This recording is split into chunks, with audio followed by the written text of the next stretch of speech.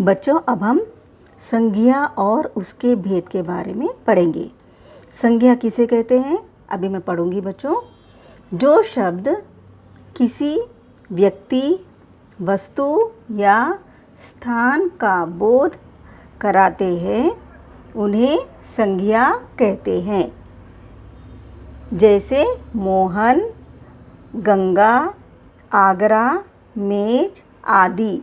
जो शब्द किसी आदमी का नाम, स्थान का नाम या कोई वस्तु का नाम बताते हैं उसे संज्ञा कहते हैं। जैसे मोहन, एक लड़के का नाम है मोहन, वो क्या है? मोहन संज्ञा है। गंगा नदी, गंगा क्या है? नदी का नाम है, तो वो क्या है? संज्ञा है। और आगरा एक शहर का नाम है। ये सब संज्ञा होते हैं।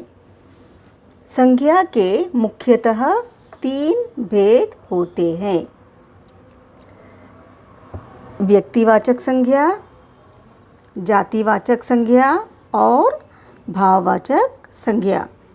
संज्ञा कितने प्रकार के होते हैं? संज्ञा 3 प्रकार के होते हैं।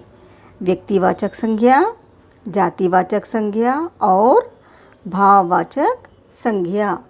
बच्चों, अब हम व्यक्तिवाचक संज्ञा के बारे में पढ़ेंगे। जिस संज्ञा से किसी विशेष व्यक्ति, वस्तु, स्थान का बोध होता है उसे व्यक्तिवाचक संज्ञा कहते हैं। जैसे विलास, मद्रास, हिमालय, हैदराबाद आदि। व्यक्तिवाचक संज्ञा में पर्टिकुलर नाम देता है उसका व्यक्तिवाचक संज्ञा कहते हैं। जैसे विलास, विलास एक लड़के का नाम है। मद्रास या चेन्नई पर्टिकुलर शहर का नाम है। हिमालय एक पर्वत का नाम है। हैदराबाद एक शहर का नाम है। इसीलिए यह व्यक्तिवाचक संज्ञा होता है। बच्चों, अब हम जातिवाचक संज्ञा पढ़ेंगे। जिस संज्ञा से किसी एक जाति के सभी पदार्थों का बोध हो उसे जातिवाचक संज्ञा कहते हैं। जैसे लड़का, नदी, नगर आदि। इस संज्ञा में एक जाति के बारे में बताता है उसे जातिवाचक संज्ञा कहते हैं।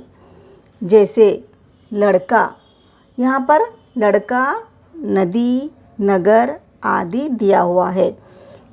लड़का, यहाँ पर कोई पर्टिकुलर लड़के का नाम नहीं बता रहा है, सिर्फ क्या कर रहा है? लड़का। ये क्या है? जातिवाचक संज्ञा है। यहाँ पर नदी, गंगा, यमुना ऐसा नाम, नदी का नाम ना देते हुए नदी का बोला है, इसलिए ये क्या है? जातिवाचक संज्ञा है। नेक्स्ट बच्चों, अब हम भाववाचक संज्ञा के बारे में पढ़ेंगे। जिस संज्ञा से गुण, दोष, दशा या भाव का बोध होता है उसे भाववाचक संज्ञा कहते हैं। जैसे बचपन, बुढ़ापा, दया आदि। भाववाचक संज्ञा में किसी भी भाव के बारे में बताता है उसे भाववाचक संज्ञा कहते हैं। जैसे बचपन, बुढ़ापा, खुशी, हंसना, रोना, ये सब क्या है? भाववाचक संज्ञा है। किसी भी भाव को बताता है वो संज्ञा भाववाचक संज्ञा कहलाती है। बच्चों, अब आप इसे क्लास वर्क में कॉपी करिए।